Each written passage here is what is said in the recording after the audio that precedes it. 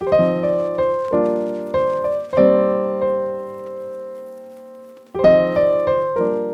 this is James from My Take on Reality. In this episode, we're going to be talking about 90 Day Fiance Before the 90 Days, Season 5, Episode 12.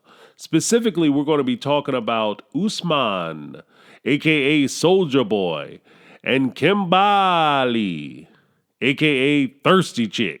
Let's call this episode A Fool, Yo! Let's get it. This episode, we catch up with Kimberly and Usman after their first night together.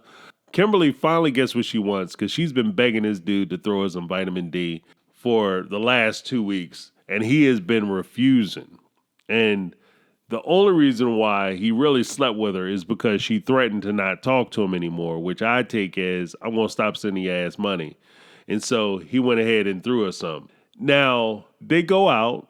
And Usman feels as though it's time for him to reveal this big secret that he's been holding back. See, apparently, he wrote this song called Zara, which he wanted to film a music video for, and he invited Kim, the super fan, down to watch the filming of this video, Zara. And what Usman didn't tell Kim was Zara was actually his ex-girlfriend, and he wrote this song for her. Kim being Kim, as soon as Usman says, hey, well, I got to tell you the secret, and I want you to know. Lo and behold, before he can say what it is, she loses her mind and says, how you going to keep secrets from me? Well, I look like a fool, yo.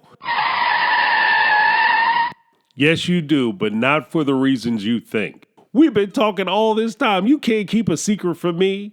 I look stupid. And she gets up and runs off like a petulant teenager on a teen sitcom. And at this point, I really got to say, what really makes you look crazy, you went all the way to Tanzania to watch a shooting of a music video. Then finally, once you get there, you beg a man to sleep with you. The man that you may have been talking to online for a year, but you have only really seen physically and been in the presence of for 10 days. And you're angry with him now because you did all these things and you didn't know him. Lady, it's your responsibility. You have to know who you want to be with. It's not his responsibility to make sure that you know who he is. It's your responsibility to find out who he is and act accordingly. Because that's part of the dating process, yo.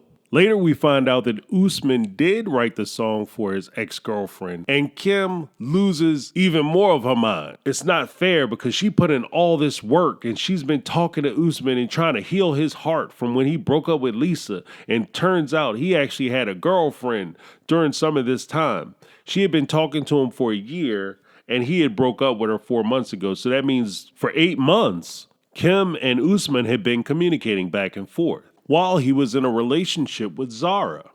And it wasn't until the last 4 months that he was available to talk to Kim in a romantic capacity. Now, this begs the question, were they having a romantic conversation or were they just having a conversation and Kimberly added romantic connotations to the conversations they were having? If it's the latter, and Kimberly created this whole fictionalized relationship with Usman in her head, then you have to deal with the person who put it in your head, which is you and not Usman. And we're going to have to take a break right here because, Kim, I got to tell you, Usman is not my favorite 90-dayer person, and you have me sitting here on this video defending him. So I'm not happy with you either, yo. Because when you guys came together in Tanzania, he's literally spent the last 10 days telling you that we aren't in a relationship. That's why he couldn't sleep with you, according to him. You're not in a relationship. This is when you came together. You weren't in a relationship. And you said, I know, which means you understood that you weren't in a relationship. So therefore, why do you have a right to know who he's dating when you guys aren't in a relationship? Whether you're talking or not, you don't have a right to know that. He has a past. Yes, he had a girlfriend named Zara. Yes, he wrote a song for her. Yes, he has something that happened to him in the past with another woman. And he said he was in love with her, but he's not with her anymore. And now he's open to a relationship with you. Okay, welcome to the present, girlfriend. Because here's the secret. You have a past also. You had him talk to your son online as a justification of how you guys can be together and how you're moving forward. You didn't introduce him to your son until you thought he was the guy that you were going to spend time with and you wanted him to be a part of your life. Then all of a sudden you want him to meet your son who is the product of a previous relationship. He can't judge you for your son existing no more than you can judge him for this song existing. Get a grip. Kim is acting like she's in high school. You made a fool of me, yo. What you doing, yo? And all that stuff. Like, you're acting like you're in high school. Why can't we have sex? I don't understand that. You have to mature.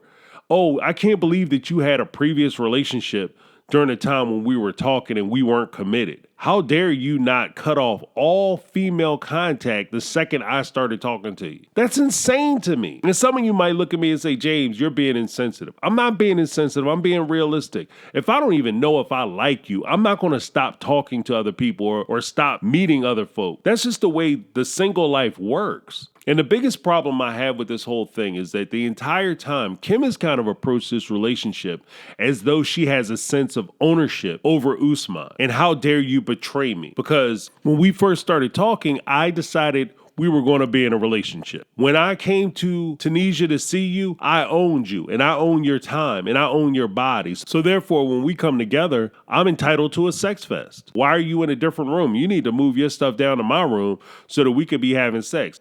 And I own your feelings, your emotions, your hopes, your dreams. I own everything that makes you a person. I own your devoted loyalty. How does any part of this sound like a healthy relationship to anybody? This is completely unacceptable. It's unacceptable if a guy does it to a female. It's unacceptable if a female does it to a guy. This is unacceptable. This is not how you treat people, especially people who you say you love and want to have a relationship with. This is not a relationship. You can do whatever you want to do. He can do whatever he wants to do. If you had a guy and you were dating a guy and you slept with a guy right before you got to Tunisia, technically Usman couldn't say anything about it. Why? Because you guys weren't in a relationship. You might have been talking and maybe you guys were kind of moving in that direction, but you weren't even in a relationship, much less a committed relationship, which is what that requires. She referred to what he did as cheating and saying that, well, I've been cheated on in the past. Well, girlfriend, you weren't cheated on this time and you didn't participate in cheating. Because when push comes down to shove, the best you could say is that maybe you were the mistress of the other woman and there was an emotional affair. But I don't see an emotional affair because when Usman got to Tunisia to see you, he wasn't that enthralled with you. He wasn't tied to you. And this is a good 4 months after he broke up with the woman he said he was in love with. He didn't show up to Tunisia all raring to go and looking forward to seeing you and trying to sleep with you and all that. That was you. You were invested emotionally. You were invested into this relationship, possibly financially. He wasn't. So therefore, he didn't cheat. Rather, you created this whole illusion of a relationship in your mind because that's the only place that relationship existed, was in your mind. Typically, I try not to do the previews, but at the end of this episode, the preview really bothered me because you see an image of Lisa having a discussion with Usman, and this is clearly after she had already said she was packing her bags and she's getting on a plane and she's going home because he's a cheater and this, that, and the other. So she meets with Usman. He's talking to her and trying to explain to her, look, I was in a relationship. We weren't in a relationship. There was no relationship that existed between the two of us that was of a romantic nature. Therefore, I didn't cheat. She picks up a glass and throws the liquid onto Usman and storms off, again, like a little kid. You look crazy as hell, and it's not Usman's fault. This is why it's called self-control, because you have to control your damn self. I don't tolerate these types of relationships.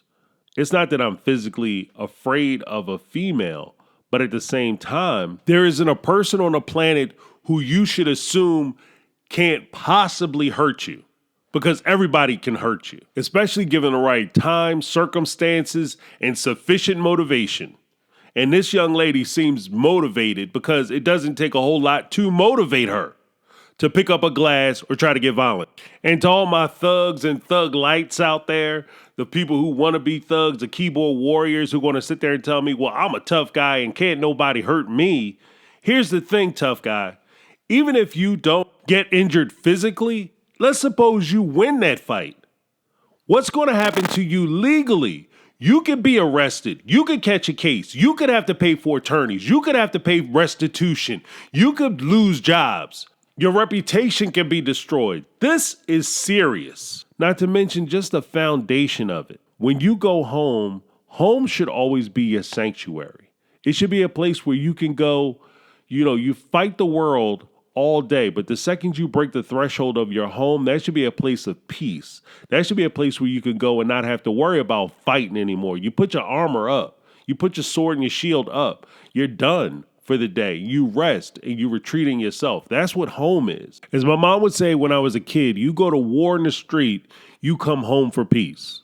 And when you have a home where somebody could throw drinks at you, or somebody could yell and scream at you, or be physically abusive, or try to keep you from doing things, this is not a situation that you want to be involved with. It's not good for you. It's not good for them. It's not good for anybody. And I'll even take this time to say, as a PSA, if you are involved in an abusive relationship, please take the time to find a way out and save yourself. Call a friend. Tell somebody. Reach out to your community centers. A lot of times there's shelters and things like that are provided by the state, your county, your township, wherever. But just try to get help. But by all means, get out, because it's not safe and it's not beneficial. And in most cases, it's never, ever, ever going to get better.